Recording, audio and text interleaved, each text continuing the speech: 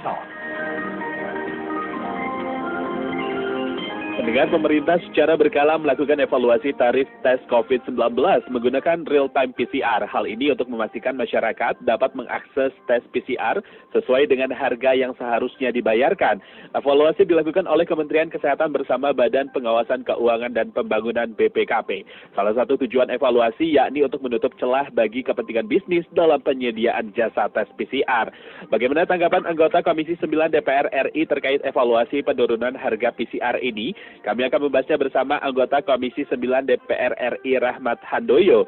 Anda juga dapat bergabung bersama kami memberikan pertanyaan melalui WhatsApp kami di 0811-806-543 dan juga Twitter kami mention @Radio El Sinta.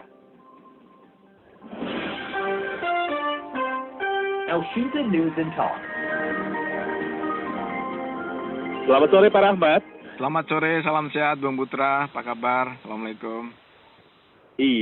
Iya, salam sehat Pak Rahmat. Pak Rahmat, bagaimana ini Pak tanggapannya anggota Komisi 9 DPR RI terkait evaluasi penurunan harga PCR ini? Ya, saya kira ini menjadi satu harapan publik dan dijawab dengan pemerintah ya. Saya kira kita sambut baik, kita support penuh dengan keputusan yang sudah dibuat oleh pemerintah itu secara berkala untuk mengevaluasi terhadap harga-harga PCR maupun antigen. Karena apa? Bahwa kita juga sependapat, sekata dengan apa yang disampaikan oleh pemerintah bahwa kita akan menutup celah kemungkinan potensi untung yang tidak masuk akal atau untung yang berlebihan. Memang harus kita akui bahwa penyelenggara tes PCR itu kan entitas bisnis. Tetapi kita harus tahu bahwa negara harus hadir, negara harus kontrol penuh. Dan ini dibuktikan bahwa saat ini negara hadir dengan mengontrol penuh dengan harga-harga PCR yang ditetapkan oleh pemerintah. Kenapa saya sampaikan begitu? Karena saat ini adalah pandemi. Artinya pandemi tentu masyarakat lagi banyak dukanya, ada bencananya, ada yang jatuh korbannya, sehingga sudah wajar ketika kita bergotong royong, berkolaborasi, baik entitas bisnis, kemudian tokoh-tokoh masyarakat, semua pihak, ayo kendalikan COVID-19. Di satu sisi pengusaha juga untung, tetapi untung yang di bawah kewajaran tanda petik ya. Di bawah kewajaran itu boleh untung silakan, tetapi yang kecil gitu. Karena ini dalam rangka inilah saatnya pengusaha untuk mendharma baktikan usahanya dalam rangka untuk membantu bergotong royong menyelamatkan negara dari sisi kesehatan. Nah, saya kira hal sangat positif, hal yang sangat kita sambut positif terhadap keinginan pemerintah dan kita akan dukung penuh. Setiap saat juga akan dievaluasi kalau ternyata nanti para pengusaha importir itu mendapatkan bahan baku regen yang menjadi salah satu harga yang sangat signifikan dari sisi komponen harganya.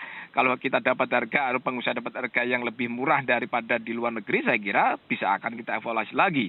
Nah, itu terbukti didapatkan ketika harga mulai dari patokan 900.000, kemudian 500.000, sekarang 275 sampai 300.000. Saya kira apa yang disampaikan oleh pemerintah itu sangat disambut positif dan disambut baik oleh masyarakat. Begitu, Bang Putra. Iya, berarti Pak Rahmat sendiri melihat bahwa harga PCR saat ini adalah yang diinginkan masyarakat, begitu ya? Ya, kalau bicara diinginkan tidak, kan tentu banyak dinamika ya. Kalau masyarakat menginginkan gratis, tapi gratis kan tidak memungkinkan karena fiskal kita harusnya gotong royong. Ketika sebagai pembanding, kita di ASEAN dulu kompetitif. Tapi setelah pemerintah memutuskan 275, 300 pasti akan tanda petik sangat tidak menguntungkan tanda petik dari pengusaha. Artinya untungnya untung tapi jangan kecil. Bolehlah kalau harga regen itu antara 150 sampai 225 kemudian dijual dengan harga 275. Loh gimana? Pengusaha juga pasti tanda petik ya, agak kesulitan merange-nya, mengkalkulasinya, kan ada biaya tenaga kerja, ada biaya tetapnya, ada biaya yang habis pakai, itu kan juga harus dihitung. Kemudian dari harga produksinya berapa, baru dengan harga. Tetapi karena ini negara sudah mengontrol penuh, kemudian mau tidak mau ya, inilah harus kita hormati, inilah kita taati bersama. Saatnya pengusaha untuk mendharma baktika kepada kita semua. Saya kira kalau dari sisi puas tidak puas, itu dari sudut pandang mana. Tetapi kalau dari sudut ASEAN, kita paling murah. Kalau dari sudut pengusaha, untungnya kecil karena artinya mereka membeli harga yang komponen yang mahal, paling mahal yaitu dari sisi regennya sudah begitu besar. Tapi apapun kita terima kasih pada pemerintah hadir full, mengontrol full terhadap harga, terhadap sebaran terhadap tes PCR itu gitu, Bung. Iya, baik Pak Rahmat, kita sapa terlebih dahulu ada pendengar yang ingin ikut berpartisipasi bersama kita. Ada Pak Khalid di Depok. Selamat sore Pak Khalid. Selamat sore Pak Rahmat. Ini Mas Asrofi Sore, ya? sore. Iya Pak Asrofi. Ini, iya, Hah? silakan Pak Khalid. Oh ya, saya sebagai warga biasa ya, dan saya terus terang bukan yang pengguna PCR rutin. Cuma saya intinya senang aja pemerintah ada itu. Kalau boleh tahu gini Pak, DPR ini kan setiap punya usulan dan punya apa-apa kan di akhir-akhir Pak. Ini sebenarnya bukan soal harganya turun atau nggak turun Pak. Ini kan turunnya harga ini tapi dicidrai dengan bau-baunya bisnisnya dua menteri itu sebenarnya. Jadi kasihan pemerintah yang mungkin tujuannya murni, tapi karena dua menteri itu udah bisnis di situ terlalu lama, mungkin untungnya juga udah terlalu banyak gitu loh Pak, walaupun dibilang nggak ambil untung dan lain-lain, tapi tetap aja gitu loh. Ini yang bikin kepercayaan turun tuh sebenarnya di situ, bukan soal harga turun atau nggak turun gitu loh. Jadi selama ini keuntungannya udah diambil baru diturunin gitu loh. Dan ketawanya setelah diturunin gitu loh. Kalau ketawanya sebelum diturunin mungkin malah nggak apa-apa gitu loh. Terima kasih, selamat sore. Iya, selamat sore Pak Khalid. Baik, silakan Pak Rahmat ditanggapi Ya. Pak, tanggapan dari Pak Khalid tadi di Depok. Mas Pak Khalid, saya menghormati apapun pandangan dari masyarakat ya, hiruk pikuk atau pro kontra PCR ini ya, saya tidak bisa melarang dan tidak bisa melarang pendapat maupun sikap dari masyarakat terhadap kesimpulan terhadap situasi yang ada akhir-akhir ini ya, isu nasional bahkan. Tetapi perlu saya sampaikan, parlemen tidak henti-hentinya, bahkan ketika PCR dulu awal itu sampai 2 juta, 3 juta loh. Parlemen teriak, ini harus pemerintah harus hadir. Pemerintah harus full hadir. Dengan apa? Akhirnya pemerintah kita dorong karena harga sangat tinggi, kemudian para pengusaha juga berebut dengan regen seluruh dunia. Pengusaha pun mendapatkan regen zaman dulu itu sulit sekali. Sedikit itu pun jadi rebutan seluruh dunia. Akhirnya kita tahu bersama harga menjadi jutaan kan. Akhirnya kita dorong kepada pemerintah untuk memutuskan 900.000 itu ke atas dorongan dari parlemen. Ketika satu saat 900.000 kemudian para pengusaha berbondong-bondong investasi, banyak yang mau masuk investasi baik dari sisi perdagangan maupun mau menghasilkan alat tes membuat di Indonesia sehingga biaya lebih murah kan. Kemudian sumber dari luar negeri juga dapat kan, akhirnya kita dorong, akhirnya diterima oleh negara, kemudian negara hadir lagi dengan 500. Kemudian pada saat ini juga pemerintah juga mendengarkan aspirasi. Apapun Pak Khalid dan teman sekalian para pendengar, kita berterima kasih pada Presiden dan pemerintah. Kenapa? Pemerintah mendengarkan, pemerintah mengetahui isi hati bahwa dengan harga segitu, kemudian di saat sekarang ini lagi turun peaknya, yang penting adalah protokol kesehatan. Tetapi yang kaitannya dengan yang memberatkan beban soal harga PCR, pemerintah saya terima kasih, kita hormati, mendengarkan. Nah kaitannya dengan isu-isu yang lain itu adalah masing-masing warga negara, masing-masing rakyat juga berhak menilai terhadap isu yang terakhir ini. Ya kita kembalikan akhirnya kepada Presiden. Presiden akhirnya bersikap tegas. Pemerintah hadir dengan full power menentukan harga dengan 275 sampai 300. Artinya apa? Bahwa tidak memungkinkan untuk mengambil keuntungan yang berlebihan dari harga 275 sampai 300. Kalau boleh dikatakan pengusaha juga tanda petik berteriak gitu ya. Tapi inilah yang terbaik buat masyarakat, pengusaha juga masih dapat untung meskipun tidak sebesar yang dulu begitu, Bang. Jadi apapun yang kita hormati sikap dan keputusan terhadap pro kontra PCR hari ini. Kalau kaitannya dengan statement terakhir itu adalah Pak Khalid ya, itu adalah tidak masalah bagi saya, itu adalah dinamika di masyarakat begitu. Iya, baik. Pak Rahmat, ada pendengar lagi yang ingin berpartisipasi bersama kita. Ada Pak Effendi di Tangerang Selatan. Kita sapa terlebih dahulu. Selamat sore Pak Effendi. Selamat sore Mas Adit. Selamat sore Pak Rahmat ya. Selamat sore. Iya, Pak Rahmat Handoyo bersama kita di sini. Pak Rahmat Handoyo saya sih mengapresiasi ya upaya dari pemerintah dan upaya dari para pengusaha itu ya. Cuman itu kan kita harus win-win solution ya, jangan sampai pengusaha juga dirugikan gitu ya. Kalau perusahaannya bangkrut itu ntar nggak bisa lagi melayani itu kan. Jadi caranya pengusaha untuk PCR itu dikasih kompensasi keringanan pajak misalnya Pak. Jadi keringanan fiskal supaya dia bisa tetap sustainable Pak dalam bisnis itu. Jadi itu bisa lebih fair dah kalau menurut saya. Tapi ini saya sih mengapresiasi ya upaya pemerintah sudah menurunkan ini tarif PCR, terus pengusaha juga sudah memenuhi permintaan dari pihak pemerintah itu. Nah, tinggal bagaimana menyiasatinya supaya pengusaha ini juga nggak bangkrut gitu. Saya kira itu aja dari saya. Terima kasih. Iya, baik, terima kasih Pak Effendi di Tangerang Selatan. Baik, silakan Pak Rahmat ditanggapi Pak, tanggapan dari Pak Effendi. Sebelumnya dia mengatakan untuk apakah pemerintah memiliki win-win solution untuk para pengusaha PCR ini sendiri, Pak? Ya, Pak Effendi, saya kira pemerintah dan kita semua menganggap bahwa pengusaha itu aset bangsa. Pengusaha itu dalam rangka untuk pertumbuhan ekonomi, tujuan pembangunan kita. Tetapi itu tadi bahwa pemerintah menentukan harga 275.300 itu pasti sudah banyak pertimbangan ya. Tidak mungkin pengusaha rugi, tetapi memang ekspektasinya tidak seperti yang diharapkan beberapa waktu lalu. Ketika untungnya 500.000 sebenarnya cukup bagus ya kalau dari sisi pengusaha, tetapi karena ini adalah pemerintah harus hadir mendengarkan jeritan hati dari masyarakat, kemudian mendengarkan aspirasi dan keinginan warga, saya kira ini menjadi hal yang sangat positif. Tetapi apapun pemerintah sudah kalkulasinya sangat matang sekali. Toh kemudian nanti seandainya kita bisa menghasilkan, bisa membuka karpet merah kepada para pengusaha yang bergerak di bidang regen maupun bergerak di alat kesehatan, saya kira harga bisa lebih murah lagi. Karena apa harga itu tidak bisa tekan sedemikian rupa? Karena 90% bahkan hampir 95% itu untuk PCR kita kan impor gitu ya. Artinya impor itu kita tergantungan tinggi pada harga yang ada di luar negeri. Meskipun saat ini harus kita akui juga sumber-sumber vendor yang dari luar negeri harganya bermacam-macam. Tapi kan kita tidak bisa pukul rata. Ketika mereka mendapatkan harga pada saat harga tinggi, kemudian dari negara lain pada saat murah, ya tidak bisa dipukul rata. Makanya artinya begini, apa yang sudah diputuskan oleh pemerintah itu saya kira suatu hal yang jalan tengah.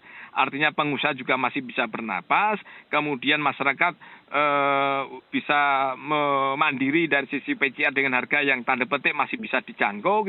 Saya kira win-win solusi. Kalau masalah fiskal maksudnya yang lain kan kita harus kita lihat belakang ya.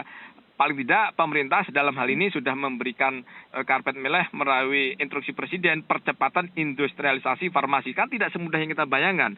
Mengundang investasi, mengundang investor untuk di bidang farmasi kan tidak mudah. Bahkan 2016 dipercepat, percepatannya sudah dibuat, tapi sampai sekarang kan belum terlihat hasilnya. Karena kita tahu bersama bahwa kita ini puluhan tahun tergantungan kita terhadap bahan obat-obatan itu sangat tinggi, 90%. Makanya saya kepada pemerintah dan semua pihak, para pengusaha, inilah kita ambil momentum pandemi ini agar kita bisa lebih mandiri, lebih ketahanan nasional dari bidang kesehatan lebih kuat. Dengan cara apa? Ya kita berikan kepada karpet merah dalam bentuk fiskal, kepada fasilitas fiskal kepada calon pengusaha atau investor yang masuk Indonesia. Kita berikan kelonggaran pajak. Itu salah satu sisi-sisinya. Kenapa? Biar kita ketika ada pandemi, ketika ada sesuatu hal seperti ini, kita lebih siap lagi dari sisi ketahanan nasional kita, dari sisi kesehatan. Saya kira pemerintah sudah bijak. Namun toh karena kita butuh waktu dalam rangka investasi, saya kira penentuan harga dengan pemerintah hadir, tetap pengusaha masih untung, kemudian masyarakat tidak terlalu berat, saya kira menjadi jalan tengah yang sudah diambil saat ini, saya kira sudah tepat begitu, Bung. Iya, baik Pak Rahmat, kita sapa kembali Pak, ada pendengar yang ingin berpartisipasi kembali, ada Pak Muhsan di Tangerang. Kita sapa terlebih dahulu, selamat sore Pak Muhsan. Selamat sore Pak Rahmat Handoyo. Selamat sore Pak Muhsan. Iya, silakan Pak Muhsan. Saya katakan seperti ini ya. DPR dan termasuk Pak Rahmat sebetulnya harusnya lebih bertaji lagi dalam memperjuangkan membantu masyarakat dalam kenyamanan naik pesawat, naik darat, harus segala macam itu nggak boleh diganggu lagi. Artinya begini, ketika komplain soal harga diturunkan sampai akhirnya menjadi 275. Itu sekarang bukan lagi masalah harga Pak Rahmat. Ini perlu dipahami. Jadi jangan ada kata-kata wajib ya. PCR jangan ada kata-kata wajib. Itu kan ini kan ini ya. Ini dipaksakan untuk terus ada gitu loh. PCR ini mau dikemana ini stoknya nih kalau nggak pakai PCR kan gitu. Ya mau terserah mau pakai mau nggak. Jangan ada kata-kata wajib, jangan ada kata-kata opsi. Nanti kalau ada kata-kata opsi, yang satu lagi susah dicari barangnya langka. Ya, akhirnya dipaksa untuk PCR. Ini udah akal-akalan. Jadi tolong ini ya, soal PCR dari harga udah nggak masalah, Kemudian Iya. soal jangan dipaksa lagi Baik Pak Musan, untuk menggunakan. Pak Musan, nggak boleh kami itu, sudah ya. mendapatkan poinnya apa yang ingin dipertanyakan. Baik, Pak Rahmat, sebelum dijawab, kita jeda sejenak untuk mendengarkan BBC Global Newsbeat berikut ini.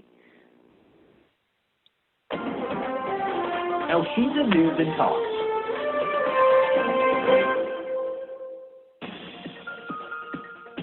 Global Newsbeat, BBC London.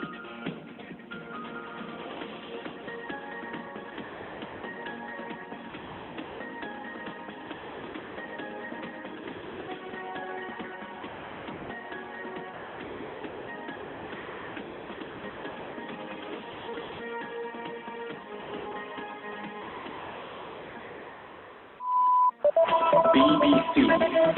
Saya Queen Pasaribu, inilah Global Newsbeat. PBB telah memperingatkan krisis kemanusiaan di Afghanistan akan terjadi dengan cepat dan terburuk di dunia. Kepala Program Pangan Dunia David Beasley berkata 23 juta orang di negara itu beresiko mengalami kelaparan. Rapper Travis Scott merasa sangat hancur menyusul insiden penembakan di Festival Musik Astroworld di Texas, Amerika Serikat yang menewaskan 8 orang pada Sabtu lalu. Saya ingin mengirimkan doa kepada orang-orang yang kehilangan. Fans sangat berarti bagi saya atas semua yang telah saya lalui. Simak ceritanya di bbc.com. BBC. Amnesty International Indonesia mendesak kepolisian menangkap pelaku teror tempat tinggal keluarga aktivis HAM Veronica Koman. Pada Minggu malam, sebuah benda meledak di rumah orang tua Veronica Koman di kawasan Jakarta Barat setelah dilempar orang tak dikenal. Angkatan Laut Amerika Serikat meluncurkan sebuah kapal yang dinamai seorang aktivis LGBT yang dipaksa mundur karena orientasi seksualnya pada tahun 1950-an. Bagaimana pemenuhan hak-hak kelompok LGBT di dunia militer? Berikan komentarmu di Facebook BBC News Indonesia. Novak Djokovic menjuarai turnamen tenis Paris Masters setelah mengalahkan Daniil Medvedev. Dia membalas kekalahan di final Amerika Serikat terbuka. 5 years ago, Thanos erased half of the population of the universe. Not the people of this planet. Film sekelompok pahlawan bertenaga super dan abadi, Eternals, meraup pendapatan 2,2 triliun rupiah secara global. Pasar terbesar untuk film Marvel ini ada di Korea Selatan dan Inggris. Pekan depan Eternals akan tayang di Indonesia. Demikian Global Newsbeat. BBC. Global Newsbeat, BBC London.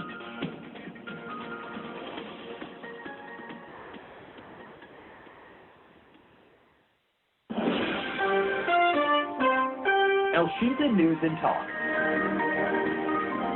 Terima kasih pendengar, masih bersama kami di Elshinta News and Talk. Anda juga masih dapat bergabung bersama kami, maksud saya, memberikan pertanyaan melalui WhatsApp kami di 0811-806-543 dan juga Twitter kami mention @Radio Elshinta. Pak Rahmat, terima kasih Pak Rahmat masih bersama kami, Pak. Baik, siap. Iya, Pak Rahmat, sebelum ditanggapi tanggapan dari Pak Musan, kita sapa kembali pendengar kita, ada Pak Pardi di Tangerang. Selamat sore Pak Pardi. Selamat sore, Assalamualaikum Bung Adit, Assalamualaikum Pak. Iya, waalaikumsalam warahmatullahi wabarakatuh. Iya, silakan Pak Pardi.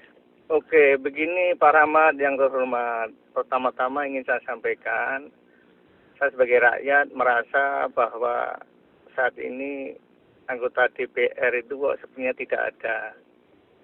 Setiap kasus, setiap masalah sepertinya tidak kritis dan selalu menjadi corong pemerintah.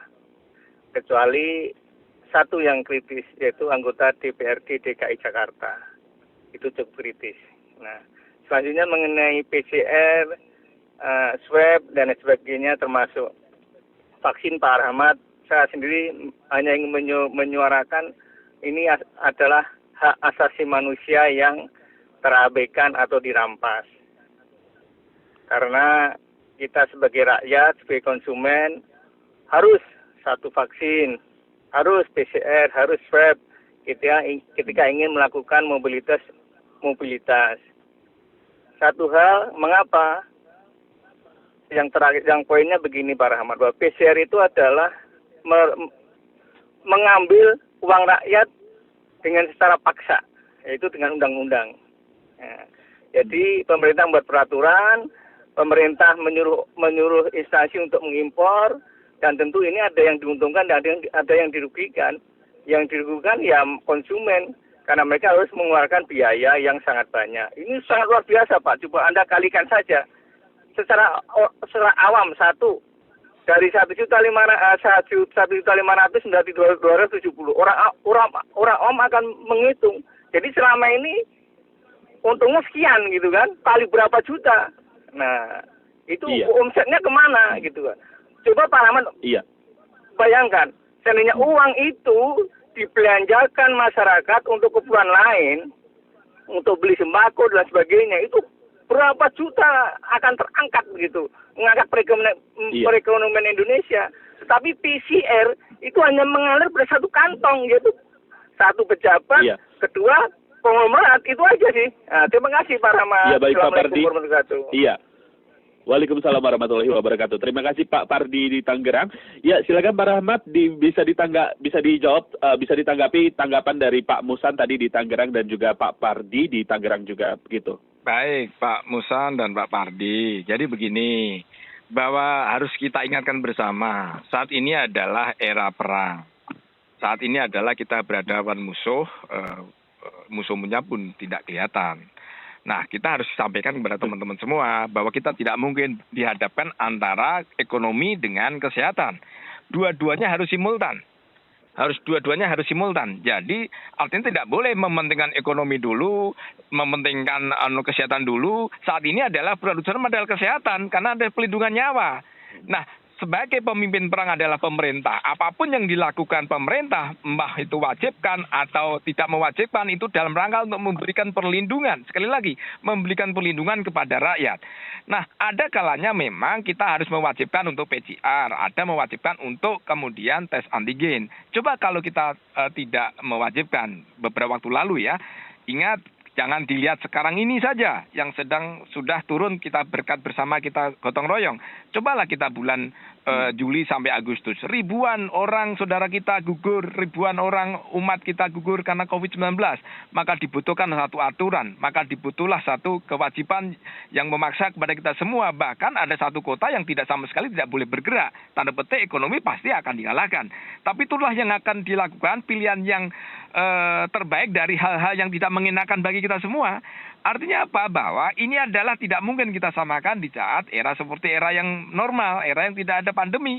Karena ini adalah pandemi, karena ini adalah perang, maka pemerintah sebagai panglima perang, pemimpin perang harus menentukan, menyelamatkan ekonomi rakyat, termasuk mewajibkan, termasuk menutup lokasi kegiatan, termasuk ekonomi tertentu ditutup. Itu adalah satu cara bagaimana rakyat terlindungi, rakyat terselamatkan. Itu dulu poinnya.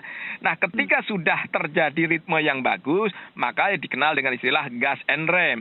Ketika gas itu ketika diberikan kebebasan, ketika penyesuaian dibuka ekonomi, kemudian boleh terbang dengan pesawat, kemudian ketika terjadi suatu hal yang tidak mengenakan baru digas, direm mendadak. Dengan cara apa? Wajib PCR, wajib antigen. Itu semata-mata untuk perlindungan kepada rakyat.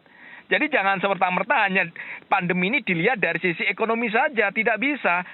Ekonomi tidak akan jalan, ekonomi tidak akan bisa apa-apa kalau keselamatan, perlindungan nyawa kita terabaikan. Nah, untuk itu parameter utama adalah dari sisi kesehatan. Toh saya harus akui kewajiban ini pro dan kontra. ID juga mendukung terhadap penggunaan tes wajib PCR ini. Karena apa?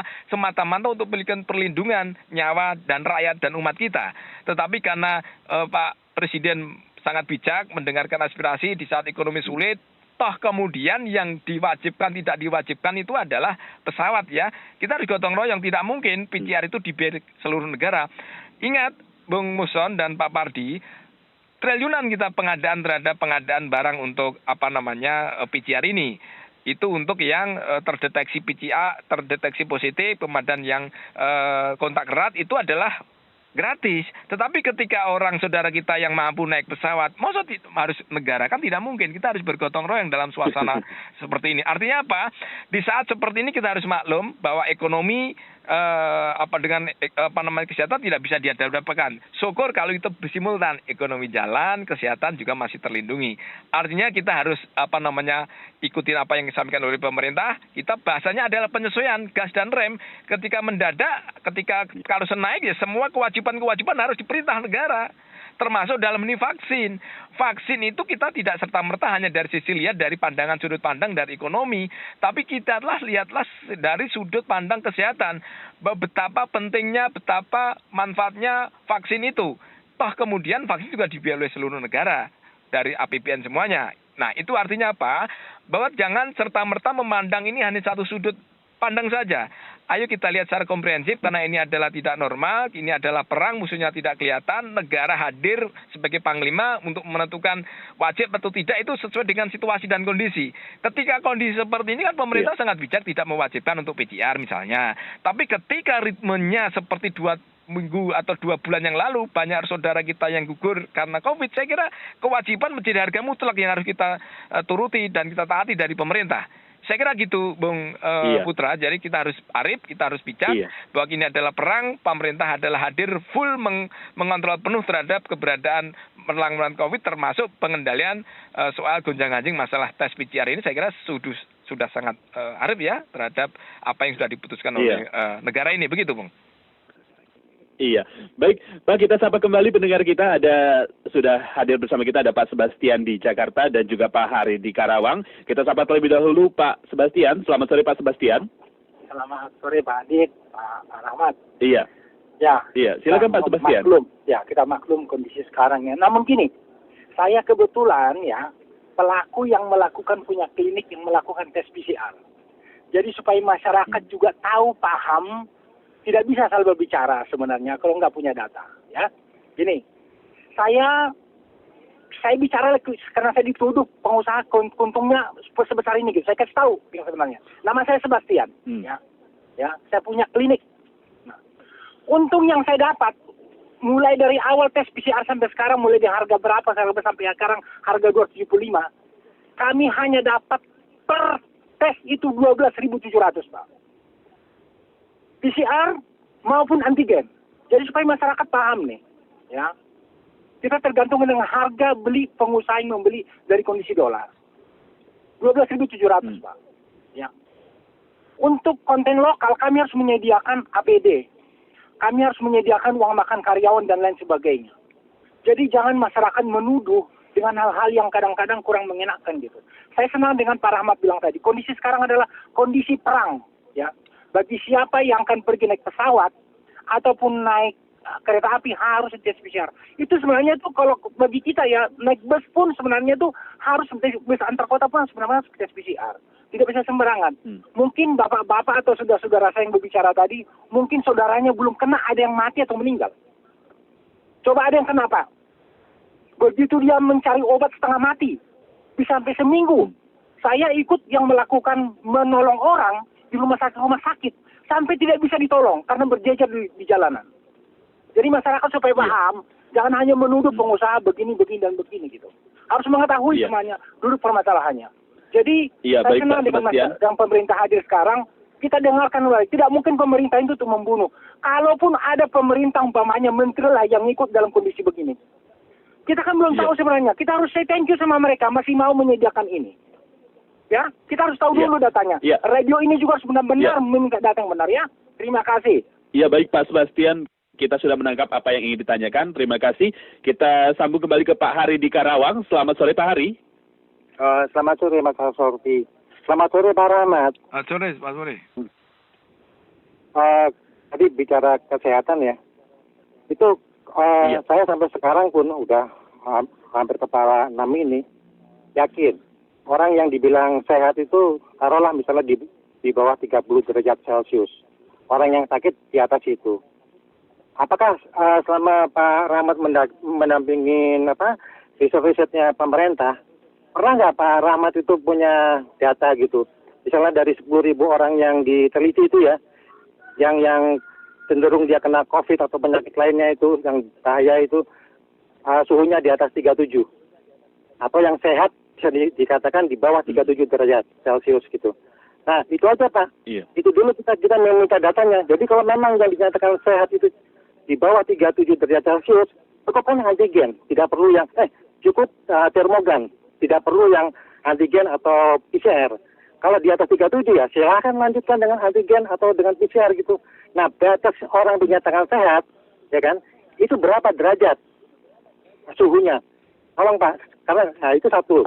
Yang kedua, di mal-mal yang saya masuki, saya kemarin pergi ke Bekasi, ke Jakarta ya, itu aja tuh yang peduli yang udah vaksin juga nggak ada pengawasannya.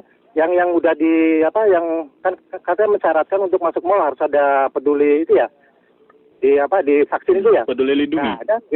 Nggak ada, bebas aja Pak. Nggak ada pengawasan, saya lihat cukup mereka punya termogan aja. Begitu termogan langsung gitu.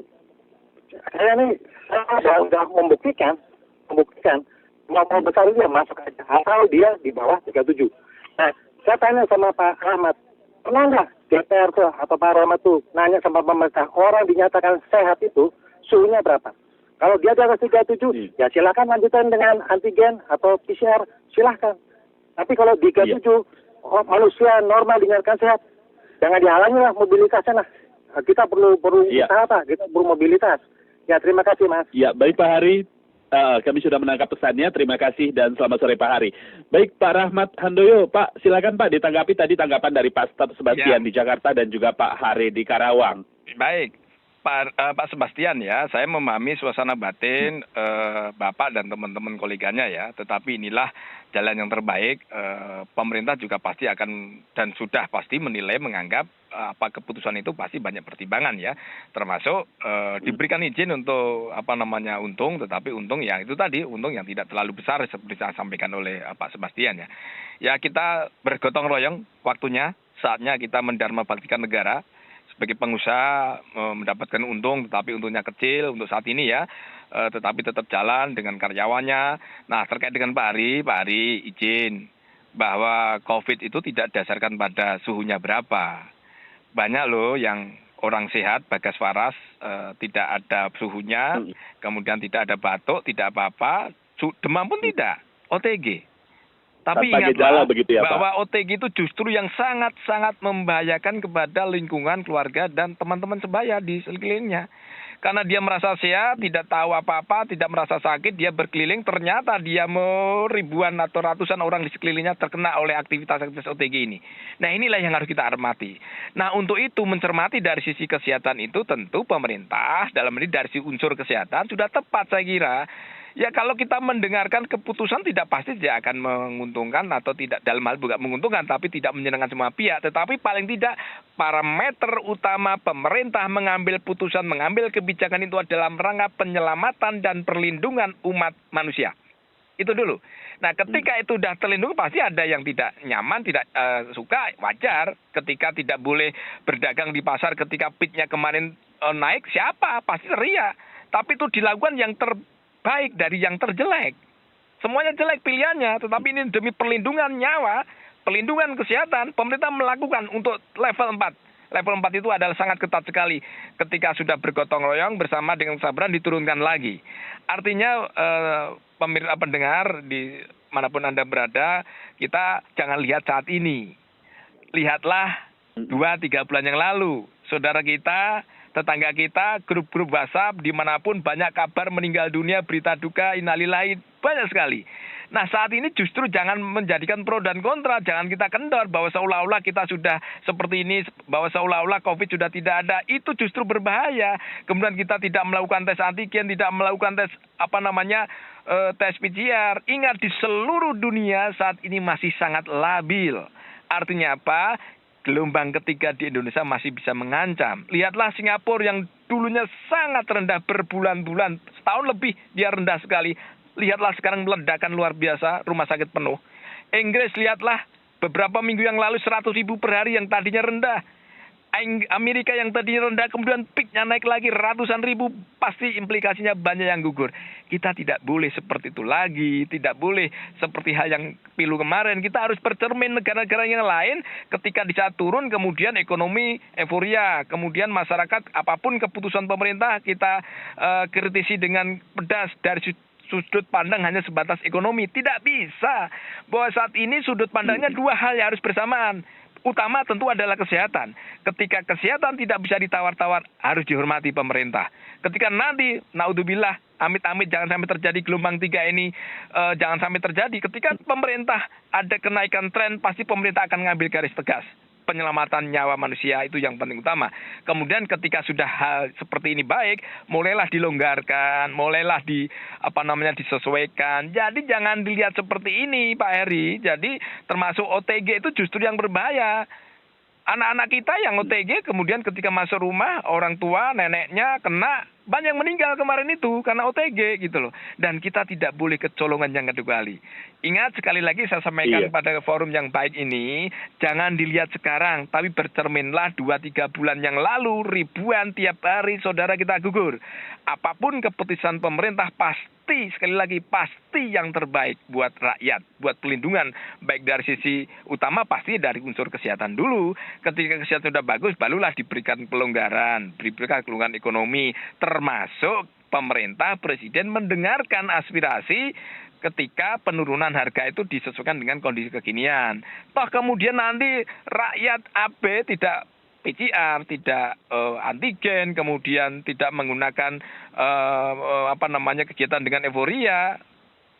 Gelombang 3 itu sudah jadi peringatan keras dari WHO, para epidemiolog, para akademisi, itu bisa jadi nyata. Nah, untuk itu jangan sampai terjadi gelombang ketiga. Saya harap kita semua bergotong royong ikutin, taatin perintah dari negara. Dan saya percaya sebagai parlemen, kita kritis kepada parlemen, kepada pemerintah agar harga PCR diturunkan dan alhamdulillah diturunkan. Tinggal bagaimana sekarang protokol kesehatan tetap kita gunakan kesehari-harian, kemudian sukseskan vaksinasi. Ya, saya kira pemerintah terima kasih mendengarkan dengan penyesuaian-penyesuaian di berbagai bidang. Saya kira gitu, Bung. Iya. Baik Pak Rahmat, terima kasih Pak Rahmat atas waktunya sore ini Pak. Baik, Bung Putra, salam sehat selalu, salam hormat, assalamualaikum warahmatullahi wabarakatuh, salam sehat selalu. Waalaikumsalam warahmatullahi wabarakatuh. Demikian tadi.